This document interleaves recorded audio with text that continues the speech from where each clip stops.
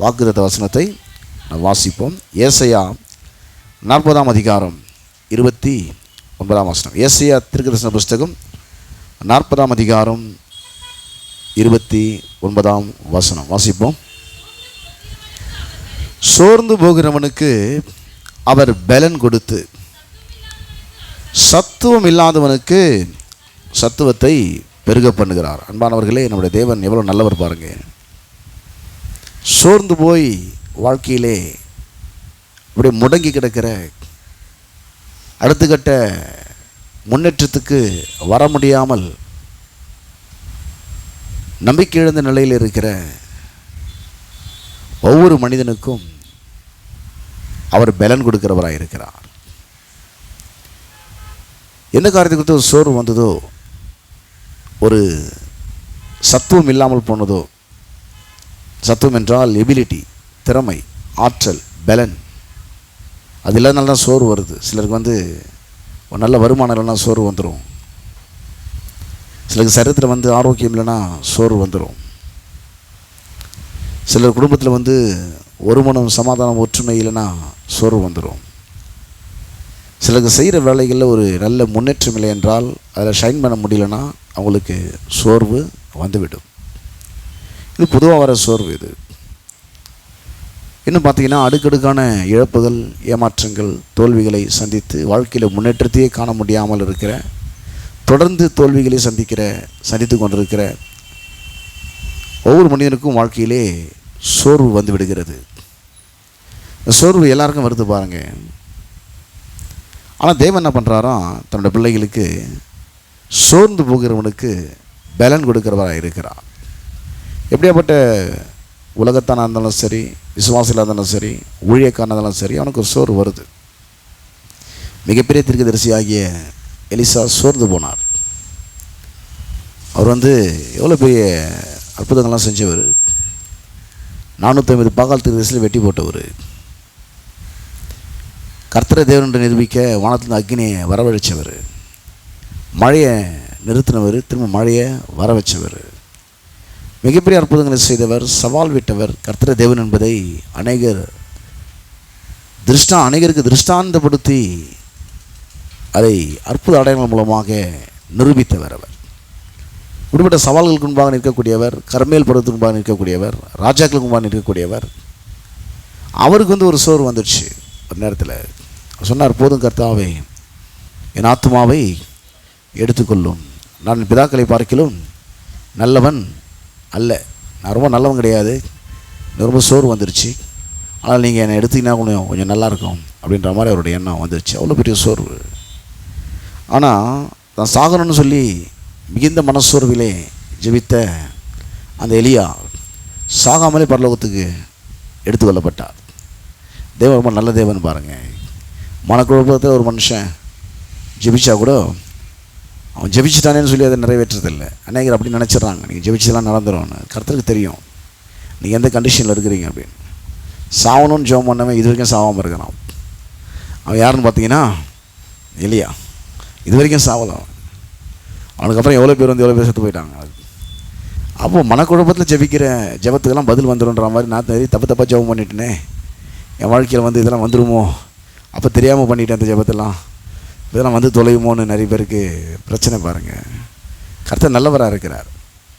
Our step by ஸ்டெப்பாக வளர்றவர், பூரணவர். நம்ம step by ஸ்டெப்பாக வளர்ந்துட்டுருக்குறோம். போன வருஷம் கொஞ்சம் அறிவில் வளர்ந்து, இந்த வருஷம் அதிகமாக வளர்ந்துருக்கும். அடுத்த வருஷம் இன்னும் கொஞ்சம் அதிகமாக அறிவு அளவில் நம்ம டெவலப்மெண்ட் ஆகிடும். கொஞ்சம் கொஞ்சமாக அறிவில் வளர்ந்துகிட்டே இருக்கிறோம். எல்லா அறிவிலும், தேவன் அறிகிற அறிவிலும் சரி, படிப்பு சம்மந்தமான அறிவிலும் சரி, தொழில் சம்மந்தமான அறிவிலும் சரி, நீங்கள் செய்கிற வேலை சம்மந்தமான அறிவு, டெக்னிக்கல் நாலேஜ், தொழில்நுட்ப அறிவாக இருந்தாலும் சரி, எல்லா அறிவிலும் நம்ம என்ன பண்ணுறோம், வளர்ந்துக்கிட்டே போகிறோம். ஆனால் தேவன் அப்படி இல்லை, கொஞ்சம் கொஞ்சமாக டெவலப்மெண்ட் ஆகிறவர் இல்லை. அவர் பூரணர். அவர் எப்போதுமே யாரவர்? அவர் வளர்ச்சி கிடையாது. அவருக்கு அவர் பூரணர், நிறைவானவர். அவருக்கு தெரியும் பாருங்கள், நம்முடைய கண்டிஷன்லாம் அவருக்கு தெரியும். நம்ம சோர்ந்து போகிறோம். அந்த சோர்வு ஏன் வந்துச்சு, இதனால் வந்துச்சு, எல்லாவற்றையும் அறிந்திருக்கிறார் அவர். அந்த சோர்ந்து போகிறவனுக்கு என்ன பண்ணுறாராம், பலன் கொடுக்குறார். முதல்ல ஒரு எனர்ஜி கொடுக்குறாரு. டயர்டாக வீட்டுக்கு வந்தவொடனே முதல்ல எதிர்பார்க்கணும், ஒரு டீ கிடைக்குமான்னு எதிர்பார்ப்பாங்க எல்லோரும். ஃபஸ்ட்டு என்ன கொடுக்கணும், தண்ணி கொடுக்கணும், அப்புறம் டீயை கொடுக்கணும். இதை விட்டுட்டு வேறு எதாவது பேசினா கோபம் வந்துடும் பாருங்க. ஏன்னா அவன் வெளியில் போய் களைச்சி உழைச்சி வேலை செஞ்சுட்டு வீட்டுக்கு வரவனுக்கு மனசு என்ன நினச்சிட்டு வரணும், கொஞ்சம் தண்ணி கொடுப்பாங்க, டீ கொடுப்பாங்க. ஏன்னா சோர்ந்து போய் வரான் வீட்டுக்கு. அது நேரத்தில் வீட்டில் ஒரு பிரச்சனை காதுனுச்சா என்ன சோர்வு அதிகமாகிடும் அவனுக்கு. அந்த பிரச்சனையை அப்புறம் சால்வ் பண்ணலாம். முதல்ல தண்ணியும் டீயும் கொடுத்து அவனை இயல்பு நிலைக்கு கொண்டு வந்துடணும். பாருங்கள், நமக்கே அது தெரியுது. யாருன்னா வெளிலேருந்து களைச்சி வந்தாங்கனாக்கா அவங்களுக்கு ஒன்று ஒரு சொம்பு தண்ணி எடுத்து கொடுக்குறோம். ஏன் கொடுக்குறாங்க? ஒரு நார்மல் கண்டிஷனுக்கு வரட்டும். ஃபஸ்ட்டு ரொம்ப நடந்து வந்திருக்கிறாரு, ட்ராவல் பண்ணி வந்திருக்கிறாரு, இயல்பு நிலைக்கு முதல்ல வரட்டும், அப்புறம் பேசலான்னு சொல்லி தண்ணியை முதல்ல கொடுத்துட்றோம். அப்போ நமக்கே இவ்வளோ தெரியுது. ஒரு சரீர பிரகாரமாக ஓடி களைச்சி வெளியில் போயிட்டு ஒரு மனுஷன் சோர்ந்து போய் வீட்டுக்கு வரும்போது அவனுக்கு தண்ணி கொடுக்கணும்னு நமக்கு தெரியுது. ஆனால் தேவன் எவ்வளோ நல்லவர் பாருங்க.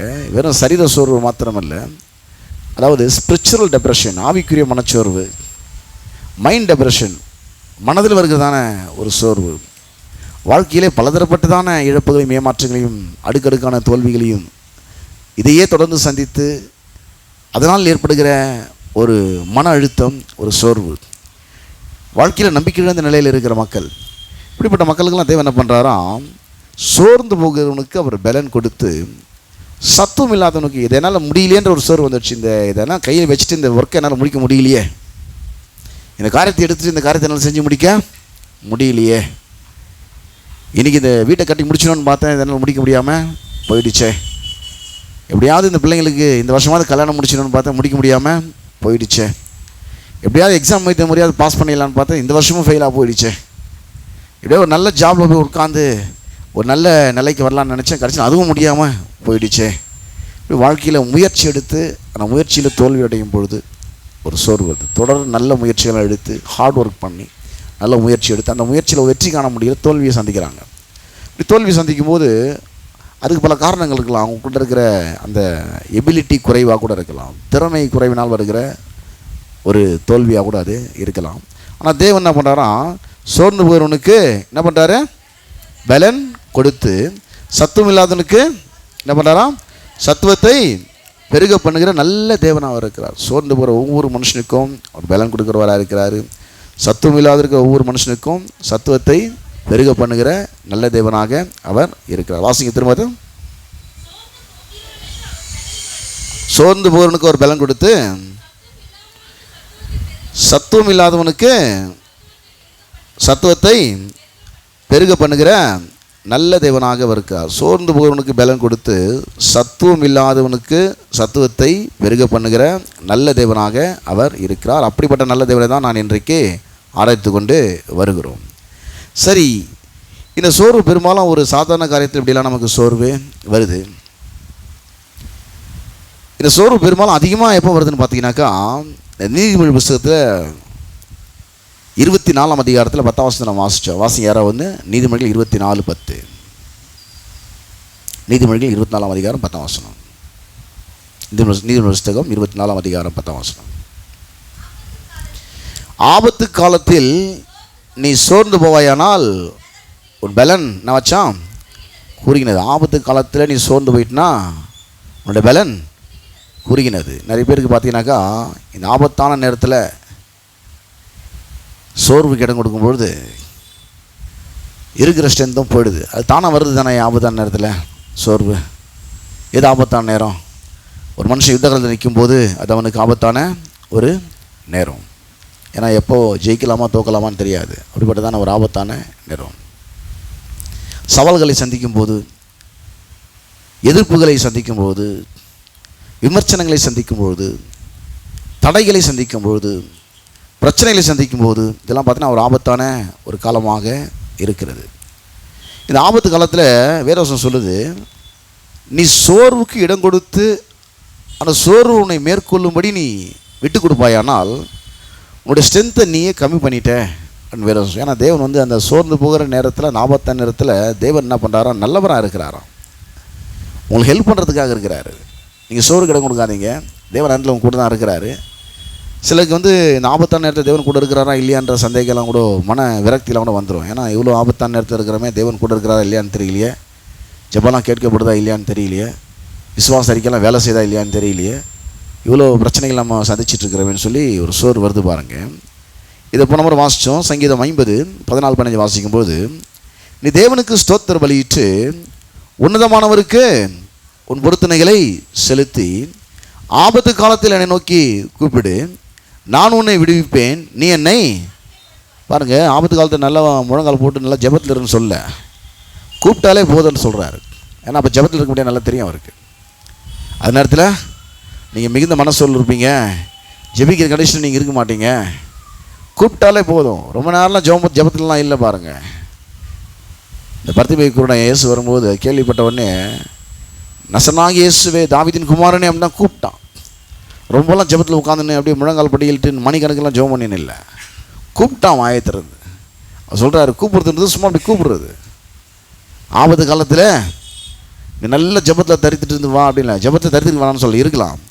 ஆனால் அப்படிப்பட்ட நேரத்தில் வந்து கூப்பிட்டாலே இதே என்ன பண்ணுறாராம், உடனே ஒன்று ரிலீஸ் பண்ணிடுறேன், நான் உன்னை விடுவிப்பேன், நீ என்னை மகிமைப்படுத்துவாய். அப்போ ஆபத்து காலத்தில் தான் சோர்வு ரொம்ப வருது பாருங்கள். அதான் நீதிமொழி 24:10 வாசித்தோம். ஆபத்து காலத்திலே நீ சோர்ந்து போவே, ஆனால் எந்த ஆபத்தாக இருக்கலாம். ஆனால் அதுக்கு நீ சோர்வுக்கு நீங்கள் இடம் கொடுக்கவே கூடாது. இந்த ஆபத்து காலத்தில் எதை செய்யக்கூடாதுன்னு முதல்ல பார்க்கணும். எதை செய்யக்கூடாதுனாக்கா, நிறைய பேர் இந்த ஆபத்து வரும்போது வாழ்க்கையில் சொந்த பந்தங்களை நாடி உதவி தேடி போவாங்க, நண்பர்களை நாடி உதவி தேடி போவாங்க. ஆனால் பைபிள் சொல்லுது அதெல்லாம் ஒன்று சரிப்பட்டு வராதுன்னுது. சரிப்பட்டு வராது, கொஞ்சம் பிரச்சனை பெருசாகிறதுக்கும் வாய்ப்பு இருக்குது அந்த நேரத்தில். அதனால தான் நீதிமொழி புத்தகத்தில் நீதிமொழிகள் 27 10 வசனத்தில் அதுக்காக ஃப்ரெண்டை விட்டுருன்னு சொல்ல, ஆபத்து நேரத்தில் அவனை நீ தேடி போயிடாத, கர்த்தரை தேடி போய் வேதவசம் சொல்லுது. சொந்த பந்தத்தை விட்டுருன்னு சொல்ல, ஆபத்து காலத்தில் அங்கே போய் நிற்காதுன்னு வேதவசம் சொல்லுது. அவங்கள நம்பிட போகிற ஆபத்து காலத்தில் நண்பர்களையும், உன் தகப்பனாருடைய நண்பர்களையும், உன் சொந்த பந்தங்களையும் விட்டுருன்னு சொல்ல, விட்டுரு அதான் அவங்கள நம்பாதான்னு சொல்லுது. அந்த நேரத்துக்கு அவங்க ஹெல்ப் பண்ணுவாங்கன்னு போய் நின்றாத. வாசிக்கிறேன் பாருங்கள். உன் சிநேகிதனையும் உன் தகப்பனுடைய சிநேகிதனையும் விட்டு விடாதே, உன் ஆபத்து காலத்தில் உன் சகோதரன் வீட்டிற்கு போகாதே. தூரத்தில் உள்ள சகோதரனிலும் சமீபத்தில் உள்ள எங்கேயோ இருக்கிற மனுஷனை தேடி போகிற, பக்கத்தில் இருக்கிற மனுஷனே கர்த்தரால் பயன்படுத்த முடியும் உதவி செய்யறதுக்கு. பக்கத்தில் இருக்கிற மனுஷனையே கர்த்தரால் பயன்படுத்த முடியும்.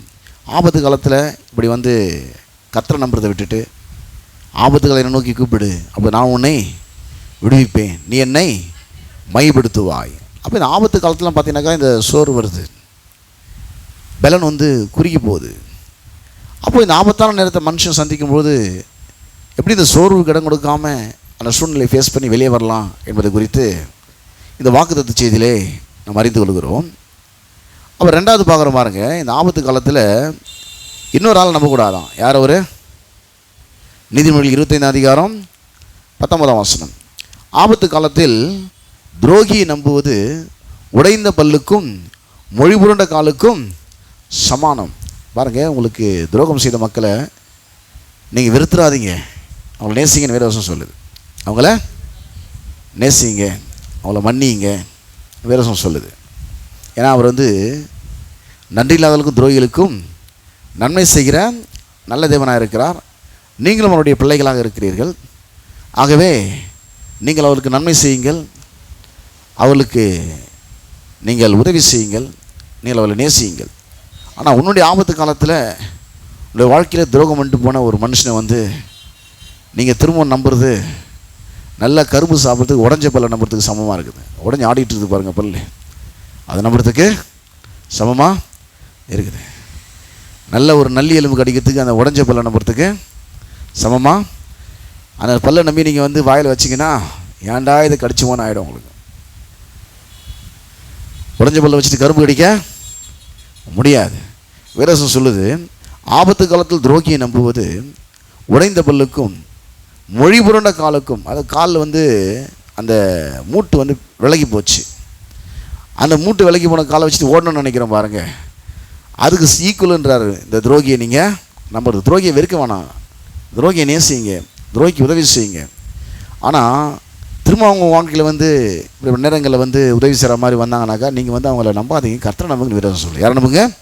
கர்த்தரை நம்புங்க. வெளிப்பட்ட விசேஷத்தில் பார்த்தீங்கன்னாக்கா 12 வசனத்தில், ஆகையால் பரலோகங்களே அவையில் வாசமாக இருக்கிறவர்களே கலிகூறுங்கள், பூமியிலும் சமுத்திரத்திலும் குடியிருக்கிறவர்களே ஐயோ, பிசாசானவன் தனக்கு கொஞ்ச காலம் மாத்திரம் உண்டு என்று அறிந்து மிகுந்த கோபம் கொண்டு உங்களிடத்தில் இறங்கினபடினால் உங்களுக்கு ஆபத்து வரும் என்று சொல்லுகிறேன். ஆபத்து வரும், வராதுன்னு சொல்லி பைபிள் சொல்ல.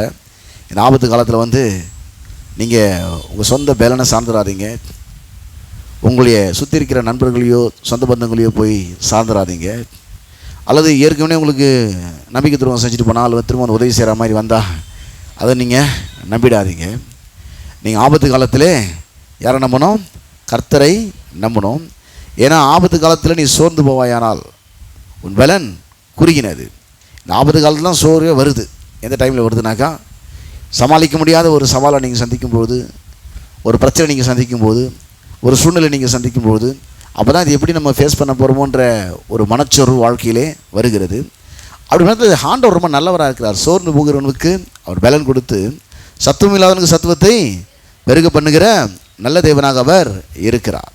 அப்போ என்ன பண்ணணும்னு பார்த்தீங்கன்னாக்கா, இப்போது இப்படிப்பட்ட நேரத்தில் நம்ம தேவனை மட்டும் நம்ப வேண்டும் என்று சொல்லி நாம் பார்க்கிறோம். 46ஆம் சங்கீதம் 1ஆம் வசனத்தை வாசிக்கும் போது, தேவன் நமக்கு அடைக்கலமும் பலனும் ஆபத்து காலத்தில் அனுகூலமான துணையுமானவர். ஆபத்து நேரத்தில் அவங்களை கட்டி விட்டு போகிறவர் இல்லை. ஆபத்து நேரத்தில் மீதி நேரத்திலாம் கூட தான் இருப்பாங்க சில ஆட்கள். உங்கள் பிரச்சனை மட்டும் கட்டி விட்டு போயினே இருப்பான். ஆனால் தேவன் என்ன பண்ணுறாரு தெரியுமா? அந்த நேரத்தில் கூட இருக்கிறார். அனுகூலமான துணை, நல்லா ஏற்ற ஹெல்ப் பண்ணும். எந்த விதத்தில் எந்த உதவி தேவையோ அதை செய்யறதுக்கு நான் கூட இருக்கிறேன்.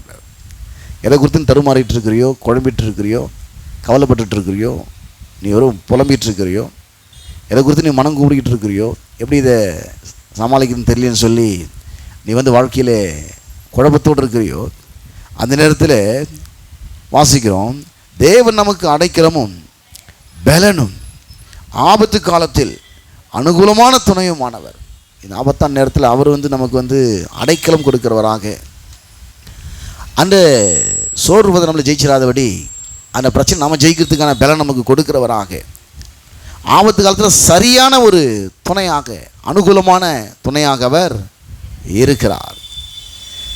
இந்த ஆபத்து நேரத்தில் பார்த்தீங்கன்னாக்கா, இன்னொரு வசனத்தை வாசிக்கிறேன். 37ஆம் சங்கீதத்தில் 17ஆம் வசனம் 19ஆம் வசனமும், துன்மார்க்கருடைய புயங்கள் முறியும். ஒரு நீதிமானுக்கு எதிராக துன்மார்க்க சில பிரச்சனைகளை கொண்டு வரலாம், ஆபத்தான சூழ்நிலை உண்டாக்கலாம். அவன் ஒரு வலிமையுள்ள ஒரு ஆளாக கூட இருக்கலாம், உங்களோட பலசாலியாக கூட அவன் இருக்கலாம். ஆனால் தேவன் சொல்கிறாரு, அதெல்லாம் நான் ஒன்றும் இல்லாமல் பண்ணிடுறேன்பான்றார். அதெல்லாம் என்ன பண்ணுறேன்? எவ்வளோ பெரிய பலசாலி யார்கிட்ட உங்கள்கிட்ட தோற்றுருவான். எவ்வளோ பெரிய பலசாலியாக இருக்கட்டும், என்ன பண்ணுவான்? உடன்படிக்கை மனிதன், நீ சாதாரண நாள் கிடையாது, உங்கள்கிட்ட தோற்றுருவான். ஆனால் வெளிப்பாடு இருக்கணும். உடன்படிக்கை மனிதனாக இருந்தால் கூட எவ்வளோ இராணுவ வீரர்கள் நின்றுட்டுருக்குறாங்க, தினம் தினம் சத்தம் போட்டுன்னு இருக்கிறான் இந்த கோலியாத்து.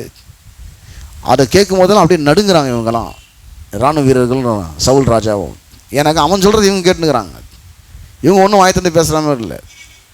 இவங்க மொத்த பேரும் சேர்ந்து போய் அவனை சாவடிச்சிட்டு இருக்கலாம். ஆனால் அவன் சொல்கிறது இவங்க என்ன பண்ணிகிட்டு இருக்கிறாங்க? கேட்டுருக்குறாங்க. திடீர்னு தாவீது வராங்க. வந்த உடனே அவன் சொல்கிறது இவன் கேட்கவே இல்லை பாருங்கள். இவன் சொல்ல ஆரம்பித்தான். இவன் என்ன பண்ணான்? பேச ஆரம்பித்தான். அவன் கோலியாத் சொல்கிறதுலாம் ஒரு பொருட்டாகவே இல்லை. இது முன்னாடி ஒரு கரடி ஆட்டை கவிட்டு போகிறது வந்துச்சு. அது வாயை 2 கிழிச்சு போட்டேன்னா. ஒரு சிங்கம் என் ஆட்டை கவிடுச்சு, அது வாயை 2 கிழிச்சு போட்டு அந்த ஆட்டை நான் காப்பாற்றினேன். இந்த உடன்படிக்கை இல்லாத மனிதன், தேவன் உடன்படிக்கை இல்லாத இந்த விருத்தசனம் இல்லாத இந்த பெலிஸ்தீனும் அதுக்கு ஈக்குவலாக இருக்கிறான். அதுபோல் நான் இவனை ஜெயிச்சிருவேன் அப்படின்னு சொல்கிறான் பாருங்கள். அப்போ தேவன் என்ன பண்ணுறான்னா, அவங்களுக்கு எதிராக வருகிறவர்கள் எவ்வளோ பேர் துன்மார்க்கராக இருந்தாலும் அவளை பார்த்து நீங்கள் பயப்படாதீங்க, அவங்க புயங்கள் முறியும் என்று 37ஆம் சங்கீதம் 17ஆம் வசனத்தில் வாசிக்கிறோம். துன்மார்க்கருடைய புயங்கள் முறியும், நீதிமான்களையோ கர்த்தர் தாங்குகிறார். அவர்கள் 19ஆம் வசனம் வாசிக்கிறோம். அவர்கள் ஆபத்து காலத்திலே வெட்கப்பட்டு போகாதிருந்து பஞ்ச காலத்தில் திருப்தி அடைவார்கள். ஆபத்து காலத்தில் வெட்கப்பட்டு போக மாட்டாங்க. பஞ்ச காலத்தில் திருப்தி அடைவார்கள். ஆபத்து நேரத்தில் தான் சில நேரத்தில் டவுட்டே வருது. என்கிட்ட நிறைய உடச்சல் இருக்கேன், நான் கொஞ்சம் சரியில்லையே, பிரச்சனை வேறு இப்போ வந்துடுச்சு, நானே கொஞ்சம் ஆள் சரி கிடையாது, சரியான ஜெபம் கிடையாது, சரியாக கர்த்தரை தேடுறது கிடையாது, கர்த்தருக்கு பிரியமில்லாத காரியங்கள் நான் செஞ்சிட்ருக்கிறேன், வாழ்ந்துட்டுருக்கிறேன். இந்த நேரத்தில் ஜெபம் வேலை செய்யாதான்னு தெரில, நான் கொஞ்சம் சரியாக இருந்தாலும் ஜெபம் வேலை செய்யணும்னு சொல்லலாம். இந்த நேரத்தில் ஜெபம் ஆபத்தான சூழ்நிலை சந்திச்சிட்டேன், ஒருவேளை நான் சரியில்லைனால அந்த பிரச்சனை வந்து நான் தோற்றுறதுக்காக கர்த்தர் ஒரு பாடம் கற்றுக் கொடுக்குறாரோ? இல்லை, கர்த்தர் அப்படிலாம் பாடம் கற்றுக் கொடுக்குறதே இல்லை, வார்த்தையில் தான் பாடம் கற்றுக் கொடுக்குறாரு. அதனால ஹெல்ப் பண்ணுறவராக இருக்கிறார் அவர். ஜெபத்தை குறித்து நீங்கள் கவலைப்படாதீங்க. அந்த நேரத்தில் ஜெபமானா கேட்கப்படுமா கேட்கப்படாதான்னு 20ஆம் சங்கீதம் 1ஆம் வசனம் சொல்லுது, ஆபத்து நாளிலே கர்த்தர் ஒரு ஜெபத்தை கேட்பாராக. ஆபத்து நாளிலே கர்த்தர் உமது ஜெபத்தை கேட்பாராக. கர்த்தர் வந்து நீ எப்படிப்பட்டாலும் பார்க்கல, நீ அவரை தேடி வந்திருக்கிற. உன் ஜெபத்தை ஆபத்து நாளிலே கர்த்தர் கேட்கிறவராக இருக்கிறார். யாக்கோபின் தேவனுடைய நாமம் உமக்கு உயர்ந்த அடைக்கலமாவதாக. இப்படி நேரத்தில் கொஞ்சம் மனம் குழம்பி போகக்கூடிய சூழல்கள் உண்டு. ஆபத்து வரும்போது அந்த நேரத்துக்கு அதெல்லாம் ஞாபகம் வராமல் போயிடும் பாருங்க. சோர்வு வரும்போது எவ்வளோ வசனம் கேட்டாலும் அந்த நேரத்துக்கு அதெல்லாம் டக்குடு ஞாபகத்துக்கு வராது. உணர்வுகளால் ஆளப்படுவார்கள். ஃபீலிங்ஸ், கவலை, குழப்பம், பயம், பதட்டம், அதைரியம், அவநம்பிக்கை. என்ன நடக்குமோ, தோற்றுருவோமோ, வெற்றி பெறுவோமா இல்லையான்னு தெரியலையே, அப்படியே எல்லாம் மோசமாக போடுமான்னு தெரியலையே, பிரச்சனை பெருசாக இருக்குதே, என்னன்னு தெரியலையே. சூழ்நிலையை பார்க்க பார்க்க அப்படியே உள்ளே போயினே தான் பாருங்கள். கர்த்தரை தான் பார்த்தான் முதல்ல. அவன் எங்கே இருக்கிறாங்களோ அங்கே வந்தார் கர்த்தர். அவங்க வந்து 4ஆம் ஜாமத்தில் தண்டு வலியில் கஷ்டப்படுறாங்களாம். யாருங்க? சீஷங்க. அங்கே கர்த்தர் வராரு. கஷ்டப்படுறீங்கன்னு தெரிஞ்சு ஆவேசம் சொல்லி பயந்து அலறாங்க. நீங்கள் பயப்படாதீங்க, நான் தான் கடல் மேலேருந்து வந்த உடனே. அப்போ ஒருத்தன் சொல்கிறான், வர்ற ஆள் நீயா இருந்தா நானும் இந்த மாதிரி வரத்துக்கு எனக்கு ஒரு வார்த்தை சொன்னீங்கன்னா போதும். எவ்வளோ நல்ல பேர் பாருங்க. வார்த்தை சொன்னால் ஆண்டு வாயிலிருந்து வார்த்தை வந்துச்சுனாக்கா அந்த வார்த்தை அவ்வளோ வல்லமில்லைன்னு தெரியும். வந்துடுச்சு, வான்னு வார்த்தை வந்துடுச்சு. இப்போ வார்த்தையும் பிடிச்சாச்சு. வார்த்தையை பிடிச்சின்னு போகும்போது சூழ்நிலை பார்க்க ஆரம்பிக்கிறான். காற்று பலமாக இருக்கிறத கண்டு என்ன பண்ணுறான்? இந்த ஆபத்து நேரத்தில் கர்த்தர் நல்லதாங்க பேசுகிறாரு, ஆனால் சூழ்நிலை வந்து கொஞ்சம் திக்குமுக்கு ஆட வச்சிடும் பாருங்க. என்ன பண்ணோம்? என்ன தான் நீங்கள் வார்த்தையை கேட்டு நீங்கள் வந்து கர்த்தரே கூட இருந்தால் கூட அந்த சூழ்நிலை வந்து ரொம்ப பெருசாக தெரியுதுனால வாழ்க்கையில் வந்து திக்குமுக்காடி போய் என்ன பண்ணுறதுன்னு தெரியாமல் உடனே பயந்து அமிழ்ந்து போனானா. பயத்துக்கு இடம் கொடுத்துட்றான் பாருங்கள். சோறு வந்தவொடனே பயம் சமாளிக்க முடியாது. கூட அங்கே தான் இருக்கிறாரு. சொன்ன ஒரு வார்த்தையை கொடுத்துட்டாரு, வார்த்தையை நிறைவேற்றுறவங்க அங்கே தான் இருக்கிறாரு. இவன் போகிறான், ஒன்றும் விட்டுற போகிறது கிடையாது அவர். ஆனாலும் அந்த காற்று பலமாக இருக்கிறத கண்டு, காற்று பலமாகுது, ஐயோ பிரச்சனை பெருசாகுது, பிரசங்கத்தை கம்மியாக கேட்டுமே, வான்னு ஒரு வார்த்தை தானே கேட்டோம், பிரச்சனை ரொம்ப பெருசாக இருக்குது. விசுவாசம் கம்மியாக இருக்குது ஆனால் பிரச்சனை பெருசாக இருக்குது. ஜெபம் கம்மியாக இருக்குது ஆனால் சவால்கள் பெருசாக இருக்குது. என்ன பண்ணுன்னு தெரியலையே. பரிசுத்தம் கம்மியாக இருக்குது ஆனால் பிரச்சனை பெருசாக இருக்குது. என்ன பண்ணணும்னு தெரியலையேங்கிற ஒரு தடுமாற்றம் வரும்போது கர்த்தர் சொன்னார், அற்ப விசுவாசி ஏன் சந்தேகப்பட்டாய்? உடனே தூக்குறார். தாவீது பார்த்தீங்கன்னா சின்ன ரொம்ப சவால் விட்ட ஆள்.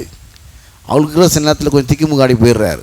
10ஆம் சங்கீதம் 1ஆம் வசனம் சொல்கிறாரு, வாழ்க்கையில் அடுக்கடுக்கிற பிரச்சனை சந்திக்கும் போது, சின்னத்தில் வாழ்க்கையில் இந்த மனக்குழப்பங்கள் வரும்போது அவர் என்ன பண்ணுறாராம், கர்த்தாவே ஏன் தூரத்தில் இருக்கிறீர்? நான் இவ்வளோ கஷ்டத்தில் இருக்கிறேன், ஏன் ஆண்டவரே எனக்கு கண்டுக்க மாட்டேறீங்க?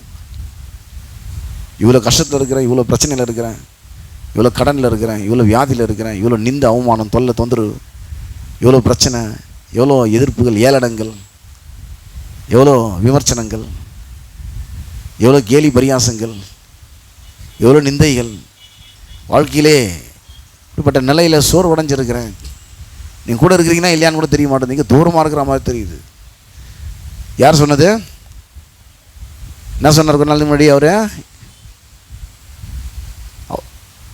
சின்ன பையனானு என்ன சொன்னார், இந்த பெலிஸ்தவனும் பெரிய ஆள் கிடையாது. இப்போ ராஜாவான பேர் சொல்கிறார். ராஜாவான பேர் என்ன சொல்கிறாரு? ராஜாவத்துக்கு முன்னாடி என்ன சொன்னார்? ஒரு முறை கரடை கிழிச்சு, ஒரு முறை சிங்கத்தின் வாயை கிழிச்சு போட்டேன். எவ்வளோ அவ்வளோ பெரிய ஆள் கிடையாது. அவனை ஒன்று ஒரு அவன் கையை கத்தி வச்சு அவனை காலி பண்ணுன்னு சொன்னால் அவ்வளோ தைரியமாக இருந்தாள். திடீர்னு வந்து வாழ்க்கையில் சில காலகட்டங்கள் கடந்து சூழ்நிலைகள் மாறும்போது கொஞ்சம் ஸ்பிரிச்சுவலில் வந்து ஸ்ட்ரென்த் கம்மியாகி போகுது. போனவொடனே சொல்கிறாரு, கர்த்தாவே ஏன் தூரத்தில்? அதுக்கு என்ன சொன்ன நீ? வாழ்க்கையில் எவ்வளோ பேர் மரணநிலையில் பள்ளத்தாக்கில் இருந்தாலும் கூட இருக்கிறேன்னு சொன்னால் நீ மரணநிலையில் பள்ளத்தாக்கிலே நடந்தாலும் தேவரீர் என்னோட கூட இருக்கிறதானே சொன்ன நீ.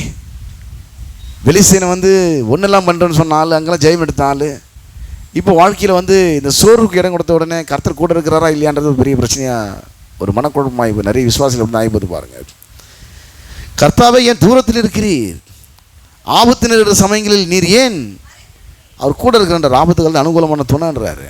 இப்போ ஏன் காணாமல் போயிட்டீங்க ஆண்டவர் பொத்துன்னு, ஆபத்து நேரிடுகிற சூழ்நிலைகளில் சமயங்களில் நீர் ஏன் மறைந்திருக்கிறீர். அதுக்கப்புறம் கொஞ்சம் ஸ்டடி ஆகிட்டார். ஐயோ இந்த இதெல்லாம் இடம் கொடுக்கக்கூடாது அப்படின்னு சொல்லிட்டு இப்போ 18ஆம் சங்கீதத்தில் 18ஆம் வசனம் 19ஆம் வசனம் சொல்கிறாரு, என் ஆபத்து நாளில் எனக்கு எதிரிட்டு வந்தார்கள், கர்த்தர் எனக்கு ஆதரவாக இருந்தார். அவர் என்னை விசாலமான இடத்திலே என்னை கொண்டு வந்து என்மேல் பிரியமாக இருந்தபடினால் என்னை தப்புவித்தார். என் ஆபத்து நாளிலே எனக்கு ஆப்போசிட்டாக என்னை காலி பண்ணான்னு, என்னை தீர்த்து கட்டணுன்னு, என்னை ஒன்றெல்லாம் ஆக்கணுன்னு, என்னை தோல்வியடைய செய்யணுன்னு, என்னை அவமானப்படுத்தணுன்னு சொல்லி எவ்வளோ பேர் எதிராக வந்தாங்க. நான் இப்போ கொஞ்சம் குழம்பு போய் பேசிட்டேன். இப்போ நேரத்தை ஆண்டவர் கூட தான் நல்லா இருக்குமே, இல்லை பழுது அப்படின்னு நினச்சிட்டேன். ஆனால் கூட தான் இருந்தீங்க. உலகத்தின் முடிவு பரிந்தும் சகல நாட்களும் கூடவே இருக்குன்னு வாக்கு பண்ணியிருக்கிறார் அவர். நான் உன்னை விட்டு விலகுவதும் இல்லை, உன்னை கைவிடுவதும் இல்லை. ஒரு சில ஆபத்து நேரத்தில் அனுகூலமான துணையாக இருக்கிறவர், நல்ல தேவன். மலை போல் நம்ம நாட்கள்லாம் விலகி போகலாம், பர்வதங்கள் போல் இருந்தவங்களாம் நிலமாறி போகலாம். அவர் என் கிருபை உன்னை விட்டு விலகாமலும் என் சமாதானத்தின் உடன்படிக்கை, ரொம்ப முக்கியமான வார்த்தை அது. உடன்படிக்கைன்னு அர்த்தம், அந்த காலத்தில் ராஜாக்கள் உடன்படிக்கை பண்ணுவாங்க. ஒரு ராஜா இன்னொரு 5 ராஜாவோட உடன்படிக்கை பண்ணுவார். ஏன்னாக்கா எனக்கு எதிராக யாருன்னா வந்தாங்கன்னா என் நாட்டுக்கு என் படைபலம் போகாமல் போகும்போது நீங்கள் 5 பேரும் வந்து உங்கள் படைகளோடு சேர்ந்து எனக்கு என்ன பண்ணணும், அவங்களோட சேர்ந்து சண்டை போடுறது நீங்கள் வரணும். அதான் உடன்படிக்கை. உன்னுடையதெல்லாம் என்னுடையது, என்னுடையதெல்லாம் உன்னுடைய படைபலம்லாம் என் படைபலம் மாதிரி, என் படைபலம்லாம் உன்னுடைய இராணுவ வீரர்கள்லாம் என்னுடைய இராணுவ வீரர்கள் மாதிரி, என்னுடைய இராணுவ வீரர்கள்லாம் உன்னுடைய இராணுவ வீரர்கள் மாதிரி, உன்னுடைய பணம் பொருள்லாம் எந்த மாதிரி, என்னுடைய பணம் பொருள்லாம் உந்த மாதிரி, உனக்கு எதனா ஒன்றா நான் மொத்தமாக வந்து நின்று உனக்கு உதவி செஞ்சிடறேன் அப்படின்ற உடன்படிக்கை அந்த வேலை செஞ்சுன்னு நாங்கள் பாருங்கள். அந்த ஒரு பாயிண்ட்டே வச்சு பேசுகிறார் ஆண்டவர். என்னன்னாக்கா மனிதன் மத்தியில் இந்த நம்பகத்தன்மை உருவாக்க முடியாத அந்த உடன்படிக்கை செய்கிற வழக்கம் இருந்தது. அது சொல்கிறாரு, மலைகள் விலகினாலும் பர்வதங்கள் நிலை பெயர்ந்தாலும், மலை போல் நம்ம நம்மலாம் அவன்கிட்ட விலகி போகலாம், கழட்டி விட்டுடலாம். உன்னை ஆபத்து நாளில் உன்னை கழட்டி விட்டு போகிறவங்க ஜாஸ்தியாக இருக்கலாம். அவர் கூட இருக்கிறன்றாரு. ஆபத்து நாளில் நான் உன்னை கழட்டி விட்டு போக மாட்டேன், வா உன் கூட நான் இருக்கிறேன். ஆபத்து நேரத்தில் ஒன்று ஆள் மாறிடுவாங்க போகிறாங்க. சில நேரத்தில் அவெல்லாம் நல்லா பேசணும், உனக்கு பிரச்சனை வரும் வேறு பேச ஆரம்பிச்சிடுவான். பிரச்சனை வரும்போது வேறு மாதிரி பேச ஆரம்பிச்சிடுவான். அவர் சொல்கிறார், அப்படிலாம் இல்லை, நான் நிலை மாற மாட்டேன், நான் ஸ்டடியாக அப்படியே இருப்பேன் அப்படி சொல்லிட்டு, மலைகள் விலகினாலும் பர்வதங்கள் நிலை பெயர்ந்தாலும் என் கிருபை உன்னை விட்டு விலகாலும் என் சமாதானத்தின் உடன்படிக்கை. அப்படின்னு அர்த்தம் தெரியுமா? என்னுடைய ஸ்ட்ரென்த்தெல்லாம் இந்த நேரத்தில் உண்டு. ஆண்டோட ஸ்ட்ரென்த்தோட போட்டி போட்டு ஜெயிச்சும் யாருன்னா உண்டா? ஆண்டோடைய ஞானத்தோட மோதி ஜெயிச்சும் யாருன்னா உண்டா? தேவனுடைய பைத்தியம் மனித ஞானத்திலும் அதிக ஞானமாக இருக்குதான்.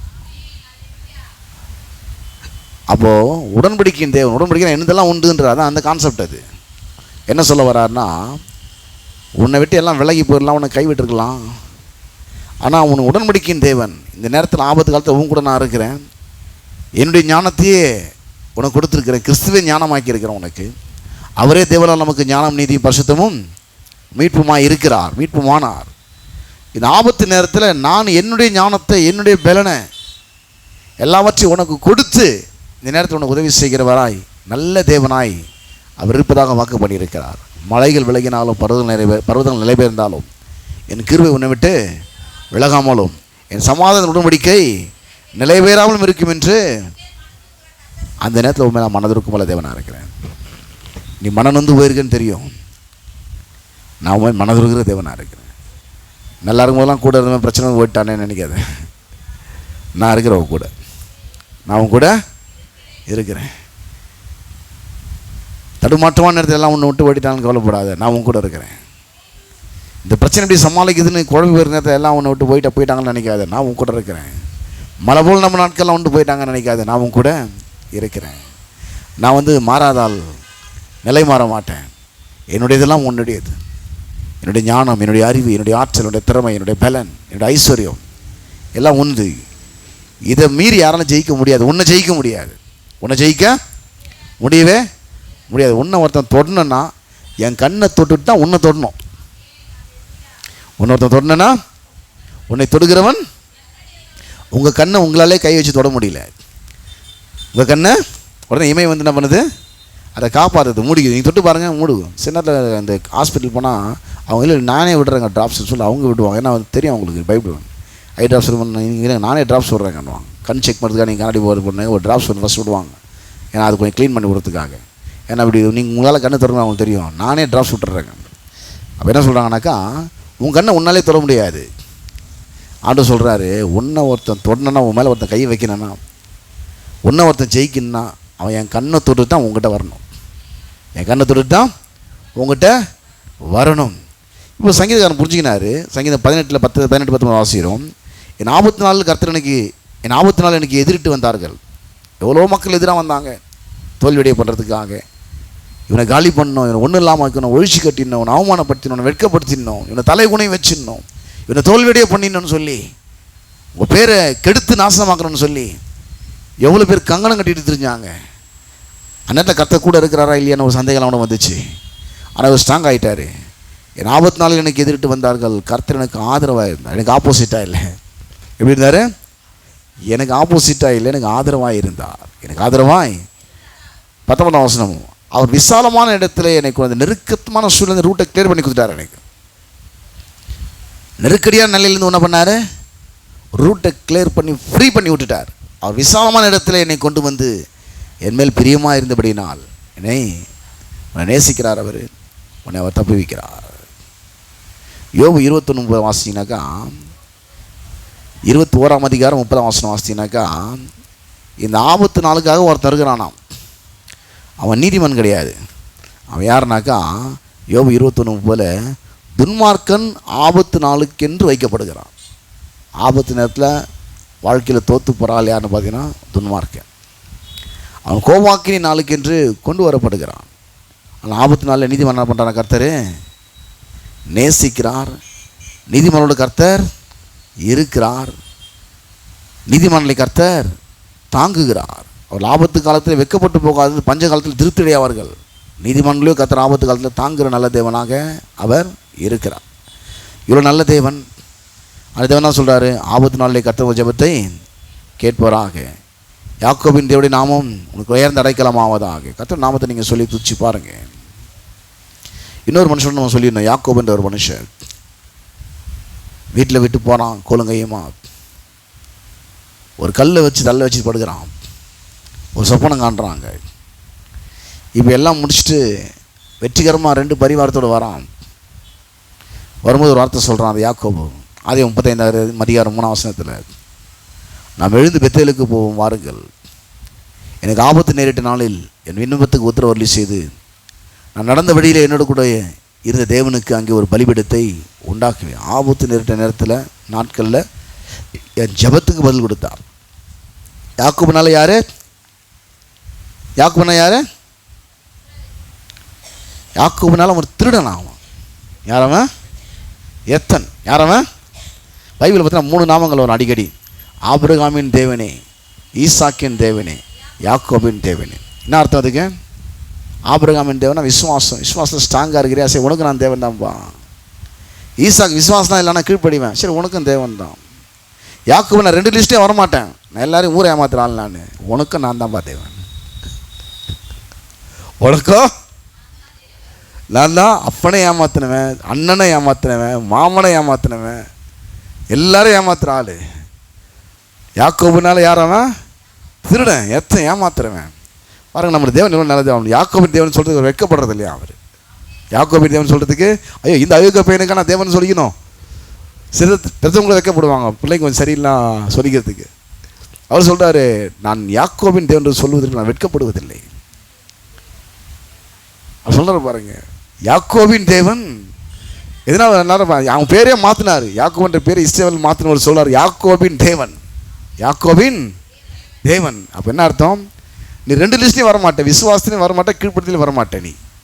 ஆனாலும் யாக்கோபாக இருக்கிறேன், ஆனாலும் உனக்கு நான் தேவனாக இருக்கிறேன், உனக்கும் நான் தான் தேவன். சாதாரண ஒரு எலெக்ஷனில் ஜெயிச்சுட்டு வந்த ஆளே சொல்கிறாங்க, எலெக்ஷன் ஜெயிச்சிட்ட ஒரு பெரிய பதவிக்கு வரும்போது, முதல்வராக பிரதமராக வரும்போது அவர் சொல்கிறார், என்ன சொல்கிறாருன்னா, நான் வந்து எதோ எனக்கு ஓட்டு போட்டு ஜெயிச்சிங்களுக்கு மட்டும் நான் முதல்வர் கிடையாது, என்னை தோக்கணும்னு நினச்சி எனக்கு எதிராக ஆப்போசிட் பார்ட்டிக்கு ஓட்டு போடுறதுக்கும் நான் தான் முதல்வர்ன்றார். அவங்களுக்கும் நான் தான் முதல்வர், அவங்களுக்கும் நான் ஹெல்ப் பண்ணுவேன், அவங்களுக்கும் நல்லது செய்து தான் அந்த பதவியில் வந்து நான் உட்காந்துருக்கிறேன். ஒரு மனுஷனுக்கே இவ்வளோ தெரியுது பாருங்கள். என்னை தோற்கிறேன்னு நினச்சவனுக்கும் நான் தான் முதல்வர், இல்லை ஜெயிச்சவங்களுக்கு மட்டும் ஓட்டு போடும் போது தான் முதல்வர் நினச்சிடாதீங்க. இது பொதுவான சீட், இது எல்லாருக்கும் நான் தான் முதல்வர். இந்த தமிழ்நாட்டில் எத்தனை பேர் இருக்கிறாங்களோ எனக்கு எதிராக ஓட்டு போட்டவன் என்னை காலி பண்ண நினச்சிருக்கும் நான் தான் இப்போது முதல்வர் ஆன பிறகு. அவங்களுக்கே தெரியுது, எனக்கு சாதகமாக இருந்தவனுக்கும் நான் தான் முதல்வர், எனக்கு பாதகமாக இருந்தவனுக்கும் நான் தான் முதல்வர், ரெண்டு பேருக்குமே நான் நல்லது பண்ணுறேன். அப்போ அவங்களுக்கே திரும்பி ஆண்டவர் சொல்கிறாரு, ஆபிரகாமின் தேவன் வரும்போது நான் உனக்கு விசுவாசத்தை ஸ்ட்ராங் பண்ணுறேன்ப்பா, இல்லை நீ என்ன சொன்னாலும் கேட்குறேன்ப்பா. ஈசாக்குன்னா கீழ்ப்படிதல், நல்ல கயிறு போட்டு கட்டத்துக்கு போது கம்முன்னு இருப்பான் பாருங்கள். நம்ம பிள்ளைங்களா இருந்தால் ஒரு வழி பண்ணிட்டோம். அறிவில்லை உனக்கு கேட்கும் தோணி ஃபஸ்ட்டு நான் கேட்கும் அறிவே இல்லை. பிள்ளைங்களை கொஞ்சம் குறிப்பிட்ட ஏஜுக்கு அப்புறம் 4 பேர் மத்தியில் சில பேரண்ட்ஸ் வந்து என்ன பண்ணுவாங்க, ஒரு கல்யாணத்துலேயோ ஒரு நிகழ்ச்சியில சரி எல்லாம் சொந்தக்காரனாக இருப்பாங்க, டேய் வாடா அப்படின்னு வந்து கேட்பான், அறிவில்லை உனக்கு. என்ன கேட்பான், உனக்கு இவ்வளோ பேர் மதியில் என்ன வந்து டேய் வாடான்னு கூப்பிடுறீங்க, அறிவில்லை உனக்கு. கலெக்டர் சார் இங்கே வாசா நான் கூட முடியும் ஒன்று, இவ்வளோ பேர் மதியில் எவ்வளோ பேர் பார்க்குறாங்க, ஒரு மதியில் இங்கே வாடான்னு கூப்பிடுறியே, ஏன்னா தெரியுதா அவனுக்கு. ஆனால் அவன் கை கட்டி நிற்கிறான், கத்தியை தூக்கி வெட்ட போகும்போது கூட என்ன பண்ணுறான், கீழ்ப்படுகிறான். அதில் பைபிள் வந்து 3 நாமம் அடிக்கடி வரும். 30 நாமம், ஆபிரகாமின் தேவனே நமக்கு ஸ்தோத்திரம், ஈசாக்கின் தேவன் நமக்கு ஸ்தோத்திரம், யாக்கோபின் தேவன். அவர் சொல்கிறாரான், ஆபிரகாமின் தேவன் கூட்டாலும் விசுவாசத்தை நான் வந்து நின்று ஹெல்ப் பண்ணிடுறேன், நீ கீழ்படுற மனுஷனாக இருந்தாலும் நான் வந்து நின்றுடுறேன், ரெண்டுத்துலேயும் வரமாட்டேப்பா, நான் கொஞ்சம் உருப்படாத கேஸ் பரவாயில்ல நான் வந்துடுறேன், பரவாயில்ல இப்படி உருப்படாத கேஸ் நான் உனக்கு நான் தானே தேவனு, நான் என்ன பண்ணுறேன் வந்துடுறேன். யாக்கோபின் தேவன் யாரு, நமக்கு உயர்ந்த அடைக்கலமாக இருக்கிறார். இந்த யாக்கோபு சொல்கிறார் பாருங்க, அது 35:1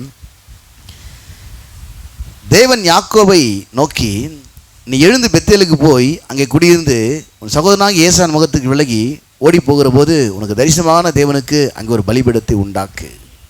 இந்த யாக்கோபுக்கு சொல்கிறாரு. அதை கேட்டுட்டு நான் பண்ணுறான், 3 சொல்கிறான், நாம் எழுந்து பெத்தேலுக்கு போவோம், வாருங்கள், எனக்கு ஆபத்து நேரிட்ட நாளில் என் விண்ணப்பத்துக்கு உத்தரவு செய்து நான் நடந்த வழியிலே என்னோடு கூட இருந்த தேவனுக்கு அங்கே ஒரு பலிபீடத்தை, நீ சரியில்லைனா கூட நீ தேவனிடத்தில் வரும்பொழுது அவர் நான் சரிப்படுத்துகிற நல்ல தேவனாக இருக்கிறார், சரிப்படுத்துகிற நல்ல தேவனாக இருக்கிறார். அவர் நல்ல தேவன், அவர் புறக்கணியாதவர், ஒருவரையும் புறக்கணியாதவர், எல்லாரையும் ஏற்றுக்கொள்ளுகிறவர், சோர்ந்து போகிறவனுக்கு பலன் கொடுக்கிறவர், சத்துவம் இல்லாத சத்துவத்தை பெருக பண்ணுகிறவர். இந்த ஆபத்து நாளில் செகண்ட் பாயிண்ட் பார்த்தீங்கன்னாக்கா, தேவனுடைய பார்வையில் மற்றவங்க பார்வையில் நீங்கள் எப்படி வேணா இருக்கலாம், தேவனுடைய பார்வையில் நீங்கள் எப்படி இருக்குன்னு முக்கியம். உங்கள் பார்வை கூட நீங்கள் ஒரு சரியான ஆளை கூட தெரியாமல் இருக்கலாம். அப்படி தான் அவங்க இருந்தாங்க. என்ன சொன்னாங்கன்னாக்கா, அவன் பார்வைக்கும் வெட்டிக்கிளிமா இருந்தால் என் பார்வைக்கும் வெட்டிக்கிளிமா இருந்தான்ட்டான். எப்படி சொல்லிட்டான், அவன் பார்வைக்கும் நான் கேவலமாக தான் தெரிகிறேன், என் பார்வைக்கும் எப்படி இருக்கிறேன், அவனால் என்னை ஜெயிக்க முடியாதுன்னு தான் எனக்கும் தெரியுது. அவனும் அப்படி தான் நினைக்கிறான். அவனை என்ன நினைக்கிறான், அவன் ராட்சதனாக இருக்கிறான், அவன் பட்டணம் அரளிப்பான பட்டணமாக இருக்குது, ஜெயிச்சிருவான் பொழுது ரொம்ப பலசாலியாக இருக்கிறான், நீங்கள் வேவு பார்க்க அனுப்பிச்சிருக்கிறீங்க, நம்ம ஸ்ட்ரென்த்தெல்லாம் 10வது பொழுது இவங்ககிட்ட மோதி ஜெயிக்க முடியாது பொழுது, அவன் பார்வைக்கே நான் சாதாரண ஒரு வெட்டிக்கில் அடிக்கிற மாதிரி தான் இருக்கிறேன், அவன் அப்படி தான் நினைக்கிறான். என்ன நானும் அப்படி தான் நினைக்கிறேன், ஜெயிப்புமா இல்லையான்னு தெரியலன்னு. ஆனால் இந்த நேரத்தில் தேவனுடைய பார்வையிலே நாம் எப்படிப்பட்டவர்களாக இருக்கிறோம் என்கிற வெளிப்பாடு ரொம்ப முக்கியம். நம்மளை குறித்து நாம் என்ன நினைக்கிறோன்றது முழு ஸ்டேட்மெண்ட் கிடையாது. நமக்கு பற்றி நமக்கே ஃபுல்லாக தெரியாது. நமக்கு பற்றி நமக்கே தெரியாதப்போ மற்றவனுக்கு எப்படி ஃபுல்லாக தெரிஞ்சுட்டு போதும், அவனுக்கும் நம்மளை பற்றி ஃபுல்லாக தெரிஞ்சு வாய்ப்பே இல்லை. தேவனுடைய பார்வையில் எப்படி இருப்போம்னா, ஏசாயா 43 அதிகாரத்தில் 3 4 சொல்கிறாரு, உன்னை காப்பாற்றுறதுக்கு நான் எதை வேணாலும் கொடுப்பேன்றாரு. உன்னை காப்பாற்றுறதுக்கு என்ன விளைக்கிறேன் மாதிரி சரி நான் உனக்கு கொடுப்பேன். என் பார்வையில் அவ்வளோ பெரிய ஆள், என்னோட பார்வையில் நீ அவ்வளோ பெரிய சிறந்தவனாக இருக்கிற நான் உன்னை அவ்வளோ உன்னுடைய ஒழுங்கினெல்லாம் வச்சு நான் உன்னை பார்க்கல. என்னுடைய குமாரனை உனக்காக கொடுத்துருக்கிறேன் பலியா. நீ மீட்கப்பட்ட தேவனுடைய பிள்ளை நீ அப்படி நெல் நான் உன்னை பார்க்குறேன். ஏசாயா 43:3 வாசிக்கிறேன் பாருங்க. நான் இஸ்ரவேலின் பரிசுத்தரும் உன் ரட்சகருமாக இருக்கிற உன் தேவனாகிய கர்த்தர் உன்னை மீட்கும் பொருளாக எகிப்து எவ்வளோ பேர் வல்லரசு நாடு. எகிப்து மிகப்பெரிய வல்லரசு நாடு. அது ஆளுமையிலையும் சரி, சம்பாத்தியத்திலும் சரி, பெருமையிலையும் சரி. அதை மாதிரி இப்போ எப்படி அமெரிக்கா வல்லரசு நாடு, அப்போ எகிப்து வல்லரசு நாடு. அது இப்போ அமெரிக்கா வல்லரசு நாடு மாதிரி அந்த காலத்தில் எகிப்து ஆளுமையில் வல்லரசு நாடு. அது சம்பாதிக்கிறதுல வல்லரசு நாடு. பெருமை பிடிச்சவங்களும் அவங்கள மாதிரி ஹெட் வெயிட் யாரும் கிடையாது. அவ்வளோ பெருமை. பார்த்துலாம் வாடானோம் எவ்வளோ பேர் ஆளாதாலும். மோசைக்கு சாதாரண அசரலாம் 10 வாதையை கண்டு கூட தூக்கின்னு போனான். ரத்த கூட்டு தூக்கின்னு வாடான் நல்ல அப்படின்னா. தலைச்சம்பலாம் செத்து போச்சு. அப்போ கூட அவன் வீட்டுக்குள்ள விட மாட்டான். அவன் எப்படி அவன் 10 வாதையை பார்த்து 10வது வாதையில் இவ்வளோ பெரிய சேதம் வந்த பேர் கூட திடீர்னு சுதாரிச்சிக்கின்னு எல்லாம் 680 தீனு வந்தவன்லாம் ஆண்டவர் பார்த்து அவரும் பெருமையை காலி பண்ணுறன்னு கடலை 2 அப்பொழுது கடலே காலி பண்ணுறான். பெருமை கடலை 2 அப்போலேருந்து இவங்களுக்கு ரூட் ஏற்படுத்தி கொடுத்து அவனை கடல்லையே கர்த்தர் காலி பண்ணி போட்டார். அவ்வளோ பெரிய வல்லரசு நாடு எது? இந்த எகிப்து. இப்போ சொல்கிறார், என்ன சொல்கிறாருன்னா, இந்த ஏசாயா 43:3 என் பார்வைக்கு அருமையானபடியினால் கனம் பெற்றாய். அந்த நீன்னு ஒரு வார்த்தை வருது, அதை சேர்த்து வாசிக்கணும். அது ரொம்ப முக்கியம். நீ என் பார்வைக்கு அருமையானபடியினால். யாரு? யாரோ கிடையாது. நீ உன் பார்வைக்கான கேவலமாக இருக்கலாம், மற்றவன் பார்வைக்கான கேவலமாக இருக்கலாம். என்னுடைய பார்வைக்கு வேல்யூவான ஆள் என்றார் ஆண்டவர். உங்களை பார்த்து என்னுடைய பார்வைக்கு நீ விலையேற பெற்றவன், நீ சிறந்தவன், உனக்கு நான் உனக்கு நான் கொடுக்குறேன். நீ என் பார்வைக்கு அருமையானபடியினால் கனம் பெற்றாய். ஆகியால் நானும் உன்னை சிநேகித்தேன். ஆனால் உனக்கு பதிலாக மனுஷர்களையும் ஜீவனுக்கீடாக ஜனங்களையும் கொடுப்பேன். இப்போ ஏசாயா 45:10 வாசிங்க. அதில் தெரியும். ஏசாயா 45:10 வாசிங்க. வாசினா தெரியும் பாருங்க.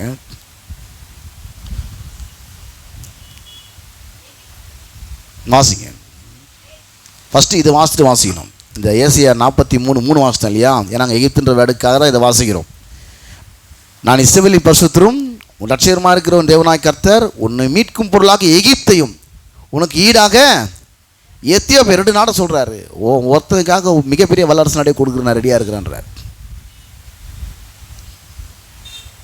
மிகப்பெரிய எத்தியோப்பியானாங்க பயங்கரமான வேல்யூவான நாடா. எங்கே ரொம்ப ஜாஸ்தி ஸ்டாக் இருக்கும், விலையேற பெற்ற பொருள்லாம் எத்தியோப்பியாவில் இருக்குமா. விலையேற பெற்ற பொருட்கள், தங்கம், விலையேற பெற்ற கற்கள்லாம் எங்கன்னாங்க அந்த நாட்டில் தான் இருக்குமா. அதெல்லாம் உன்னை காப்பாற்றுறதுக்கு உனக்கு ஈக்குவலாக கொடுக்குறேன், நீ எவ்வளோ பெரிய ஆளுன்றாரு. இப்போ அந்த 2 ரெஃபரன்ஸ் வாசித்துறோம். இந்த எகிப்து நாடை பற்றியும் எத்தியோப்பியா நாடை பற்றி வாசிக்கிறோம். அதுக்காக இப்போ இந்த வசனம் வாசிக்க போகிறோம். வாசிங்க. ஏசாயா 45:14 எகிப்தின் சம்பாத்தியமும் எத்தியோப்பியாவின் வர்த்தக லாபமும். எகிப்துன்னு சொன்னாலே அது சம்பாத்தியத்தில் பெருசு. எத்தியோப்பியானா அது பிஸ்னஸில் பெரிய ஆள். நெடி ஆட்களாகிய சபையின் வர்த்தக லாபமும் உன்னிடத்தில் தாண்டி உன்னுடையதாகும். நீயே போவானா, அதுவே உங்கள்கிட்ட வந்துடும்ன்றார். அதுவே உங்கள்கிட்ட வந்துடும். அவர்கள் உன் பின்னே சென்று விலங்கிடப்பட்டு நடந்து உன்னுடனே மாத்திரம் தேவன் இருக்கிறார் என்றும் அவரை இல்லாமல் வேறு தேவன் இல்லை என்றும் சொல்லி உன்னை பணிந்து கொண்டு உன்னை நோக்கி விண்ணப்பம் பண்ணுவார்கள் என்று கர்த்தர் சொல்லுகிறார். இப்போ இந்த எத்தியோப்பியாவை பற்றி பாசிக்கிற பாருங்கள். எகிப்து நல்ல வல்லரசு நாடு தெரியும் நமக்கு. இந்த எத்தியோப்பியா பற்றி நிறைய பேர் தெரியாது. அதை இன்னொரு ரெஃபரன்ஸ் வேறு கொடுக்குறேன். யோபு 28:18-19 இந்த எத்தியோப்பியாவை பற்றி நம்ம தெரிஞ்சுக்கிறதுக்காக ரெஃபரன்ஸ் வேடாது. ஏன்னா அவனை மீட்கும் பொருளாக ஈத்தியும் எத்தியோப்பியாவும் கொடுத்துன்றாரு. ஒருத்தனுக்காக இவ்வளோ பேர் வல்லரசு நாடை கொடுக்குறேன், ஒரு நாட்டையே கொடுக்குறவங்க ஒருத்தனை காப்பாற்றுறதுக்குன்றார். ஒருத்தனை காப்பாற்றுறதுக்கு நாட்டு என்ன பண்ணுவான்? நாட்டை காப்பாற்று ஒருத்தனை கொடுத்துருவான். அவர் சொல்கிறார், ஒன்றை காப்பாற்றினா ஒரு நாடை கொடுத்துனா ரெடி. அது எவ்வளோ பேர் வல்லரசு நாடாக இருந்தாலும் சரி, எவ்வளோ பேர் மிக சிறந்த செல்வம் பிடிச்ச ஒரு நாடாக இருந்தாலும் சரி, நீ அதை விட பெரிய ஆள் என் பார்வைக்கு, விலையேற பெற்றவன். யோபு 28:18-19 வாசினோம். பவளத்தையும் ஸ்படிகத்தையும் அத்தோடு ஒப்பிடலாகாது. இந்த பவளம் ஸ்படிகனா விலையேற பெற்ற வைரக்கல்லோட பெருசு. அது பவளத்தையும் ஸ்படிகத்தையும் அத்தோடு ஒப்பிட்டு பேசலாகாது. எதோட? முத்துக்களை பார்க்கிலும் ஞானம் உயர்ந்து சொல்லிட்டு எத்தியோப்பியாவின் புஷ்பராகம் அதற்கு நிகரல்ல, பசுமொன்னும் அதற்கு சரியல்ல. எத்தியோப்பியான்னு சொன்னால் புஷ்பராகம், இந்த பவளம், இந்த ஸ்படிக்கம், இந்த புஷ்பராகம், இதுக்கெல்லாம் ரொம்ப விலையேற பெற்ற, மிக விலையேற பெற்ற கற்கள்லாம் எங்கே கிடைக்குன்னா அந்த இடத்துல கிடைக்குமா. அது மிக சிறந்த ஒரு நாடாக இருந்தாலும் சரி, உன்னை காப்பாற்றணுன்னா அதை விட்டு கொடுத்து நான் ரெடின்றார். உன்னை காப்பாற்றணுன்னா, ஏன்னா உன்னை காப்பாற்றி என் குமாரனே கொடுத்துருக்குறேனே, அவருடைய பார்வையில் அவருடைய குமாரர் தான் விலையேற பெற்றார், அதையே கொடுத்துருக்குறேனே, இதை கொடுக்க மாட்டேனா. அதான் இங்கே சொல்கிறாரு தாவீது ஒரு முறை 1 சாமுவேல் 26 அதிகாரம் 24 வசனம். 1 சாமுவேல், இதோ உங்களுடைய ஜீவன் இன்றைய தினம் என் பார்வைக்கு எப்படி அருமையாக இருந்ததோ அப்படி என் ஜீவனும் கர்த்தரின் பார்வைக்கு அருமையாக இருப்பதனால் அவர் என்னை எல்லா உபத்திரவத்துக்கும் நீங்களாக்கி விடுவாராக என்றான். சவுலை பார்த்து சொன்னான், நான் உன்னை விட்டேன், உன்னுடைய ஜீவன் எனக்கு பெருசாக தெரிஞ்சது, அதுபோல் என் உயிர் அவருக்கு பெருசாக தெரியுது, என் உயிர் அவருக்கு பெருசாக தெரியுது. 34 சங்கீதம் 17 வசனத்தில், நீதிமன்றங்கள் கூப்பிடும்போது கர்த்தர் கேட்டு அவர்களை அவருடைய எல்லா உபத்திரவங்களுக்கும் என்ன பண்ணுறாராம், நீங்களாக்கி விடுகிறார். அன்பானவர்களே, பைபிளில் நிறைய பேர் நம்ம பார்க்குறோம். இந்த யாக்கோபு, இந்த யோசேப்பு, இவங்கெல்லாம் வாழ்க்கையில் அடுக்கடுக்கான சோர்வுகளை சந்திச்ச ஆள். யோசேப்பு கிட்ட ரொம்ப பிடிச்ச ஒரு குணம் என்னன்னாக்கா, கர்த்தருக்கு பிடிச்ச குணம். அவன் சகோதரர்லாம் சேர்ந்து அவனை குழியில் போட்டு தள்ளினாங்க. அங்கேருந்து ஒருத்தன் விலை கொடுத்து வாங்கிட்டு போகிறான். அவன் கூட கர்த்தர் இருக்கிறாருன்னு பார்த்து அந்த வீட்லேயே அவனுக்கு முதன்மையான ஸ்தானத்தை கொடுத்தான். போர்த்திபார் அவனுக்கு அடுத்து அவன் தான் ஒரு செல்வந்தன். அந்த இடத்துல கூட தனக்கு துரோகம் பண்ணின சகோதரனை பற்றி ஒரு வார்த்தை கூட அவன் சொல்லலைங்க, ஒரு வார்த்தை கூட சொல்லலை. திரும்ப அங்கே அந்த வீண் பழி சாட்டப்பட்டு ஜெயிலுக்கு போனான். ஜெயிலில் கூட சகோதரனும் துரோகம் பண்ணிட்டான், இங்கே வீண் பழின்னு சொல்லி அவங்க 2 பேரை பற்றி ஒரு வார்த்தை கூட அவன் சொல்லலைங்க. அங்கே ஜெயிலில் ஒருத்தங்க நன்மை செய்கிறான், சொப்பனங்கன்னு சொல்கிறான், நீ காலி உன்னை பழசாந்த அந்த ராஜா வச்சிருவாருன்னு, நீ வெளியே போகும்போது என்ன நினச்சிப்பான்ட்டான். அவன் வெளியில் போனால் இவனை மறந்துட்டான். அப்போ கூட என் கையால் அவன் நன்மை பெற்றவன் மறந்துட்டானேன்னு ஒரு வார்த்தை அவன் சொல்லவே இல்லை. தனக்கு நம்பிக்கை துரோகம் செய்தலுக்கு பற்றி ஒரு இடத்துலையும் ஒரு வார்த்தை கூட பேசாத ஒரு ஆள் யாருன்னு பார்த்தீங்கன்னா யோசேப்பு. ஒரு இடத்துல கூட பேசல பாருங்கள், தன் சகோதரன் இப்படி பண்ணிட்டான்றதை அவன் எங்கெல்லாம் போனானோ ஒரு இடத்துல கூட போய் குறையாக பேசவே இல்லை. ஆனால் கர்த்தர் என்ன பண்ணாராம், உடனே ஜெயிலில் இருக்கிற ஆள் மறுநாளே பிரதம மந்திரிக்கு அடுத்த போஸ்டிங் நிற்கிறான். அப்படி நல்ல கர்த்தர் கொண்டு வந்து நிறுத்துறாரு. அவனை நல்ல தேவனாக இருக்கிறார். அதை இங்கே அப்போஸ்தலர் புத்தகத்தில் ரெஃபர் பண்ணுறாரு. அப்போஸ்தலர் 7 அதிகாரம் 9 வசனம் 10 வசனமும், அந்த கோத்திர பிதாக்கள் பொறாமை கொண்டு யோசேப்பை எகிப்து கொண்டு போகும்படியாக விற்று போட்டார்கள். தேவனும் அவனோடு கூட இருந்து எல்லா உபத்திரவொன்றும் அவனை விடுவித்து எகிப்தின் ராஜாவாகிய பார்வோனின் சமூகத்தில் அவனுக்கு கிருபையும் ஞானத்தையும் அருளினார். அந்த ராஜா அவனை எகிப்து தேசத்துக்கும் தன் வீட்டனைத்துக்கும் அதிகாரியாக ஏற்படுத்தினான்.